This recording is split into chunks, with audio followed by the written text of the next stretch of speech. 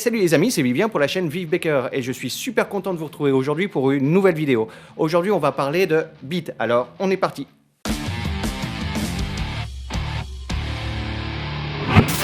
Le DMX est un protocole 8 bits, ça veut dire que chaque mot de commande va contenir 8 bits d'information, appelé aussi octet. Ça veut dire que 8 bits est égal à un octet. Un octet en anglais, c'est byte. Attention aux confusions entre bit et byte. En numérique, les données sont écrites sous forme de nombres, donc nous devons traduire ces nombres en langage numérique qui s'appelle le binaire. Rappelez-vous que dans la vidéo sur le DMX, j'avais déjà parlé du langage numérique très brièvement. Je vous invite donc à voir ou à revoir cette vidéo pour bien comprendre celle-ci. Pour écrire un nombre en binaire, on compte en base de 2 au lieu de compter en base de 10 comme on le ferait naturellement. Par exemple, en base de 10, 1982 s'écrit 1 fois 1000, 9 fois 100, 8 fois 10, 2 fois 1. C'est un peu compliqué, mais on y arrive. Donc on est bien d'accord, le nombre est décomposé en unités, dizaines, centaines, etc. etc. En puissance de 10 quoi. En base de 2, au lieu de compter jusqu'à 10, de 0 à 9 pour passer d'une puissance à une autre, on va compter jusqu'à 2, de 0 à 1. En binaire, on écrit en caractères nommés bits qui ne peuvent prendre que 2 valeurs, 0 ou 1.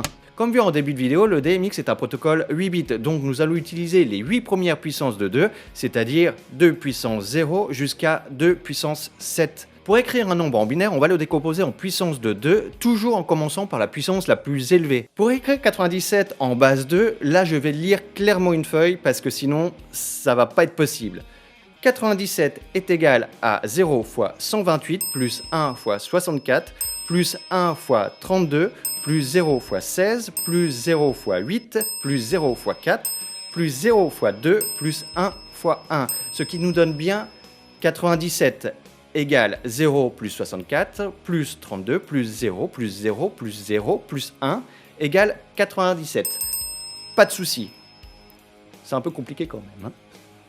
En code binaire, ça nous donne bien 0, 1, 1, 0, 0, 0, 0, 1. C'est bien donc un mot de 8 caractères, de 0 ou de 1.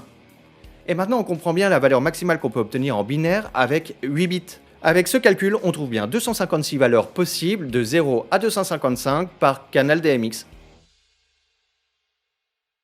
Tout à l'heure, on a vu qu'un bit pouvait avoir 2 valeurs possibles, 1 ou 0. Et on a vu également que 8 bits pouvaient avoir 256 états possibles.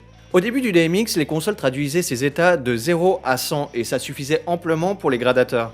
Mais avec l'arrivée des projecteurs motorisés, la donne a vraiment changé, puisqu'un pan fonctionne sur 540 degrés.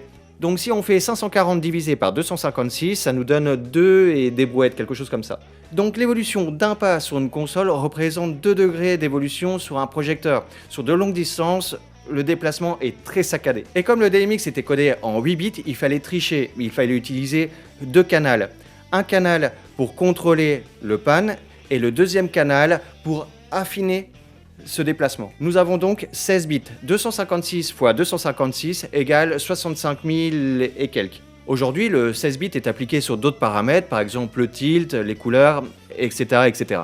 Voilà pour cette petite vidéo, je continuerai à faire ce type de format court pour développer ce type de thème. Si vous avez d'autres propositions de thèmes à développer, n'hésitez pas à me les partager dans la barre de commentaires juste en dessous. Si cette vidéo vous a plu, n'hésitez pas à mettre un petit pouce en l'air.